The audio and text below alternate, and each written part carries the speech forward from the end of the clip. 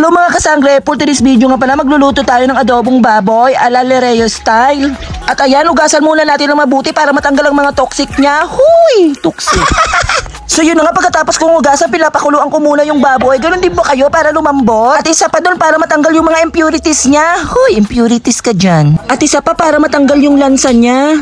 At habang pinapakuluan natin yung baboy para lumambot, ayan, magagayat muna tayo ng mga panakot. Panakot, huy, ano yun? Ingredients pala para maintindihan ng lahat. Ayan, naggayat na din po ako ng patata at saka carrots. At sinamahan ko na din gayatin ng sili para mamaya may sipa ang ating niluto. Huy! At yun na nga, unahin na natin ang onion at susunod na natin ang wambag. Pagkatapos isunod na natin gisahin ang boyba. Huy! Baboy yun. Sa totoo lang, ang ganitong style ng pagluluto ng adobong baboy na pinalagati kong sa Mindoro at pamaramara sa summer, for sure, mapapadami na naman tayo ng kain at taob na naman ang kaldero. Huy! So yun na nga, ginigisa muna natin siya sa toyo at pagkatapos ay lalagyan natin siya ng kaunting tubig. Kayo din ba pag nag-aadobo kayo nilalagyan ng kalamansi? Ako nilalagyan ko ng kalamansi para nagtitwist ang lasa. Huy, twist ka dyan. At ayan, isunod na natin ang mga secret ingredients, ang asukal, laurel at sili. At ayan, isunod na natin ang patata at saka carrots. At ayan, hintayin na natin siyang kumulo at sinunod ko na pala dyan ang nilagang itlog. Huy! So yun na nga, maraming style or process na pagluluto ng adobong baboy. So kanya-kanya na lang yan.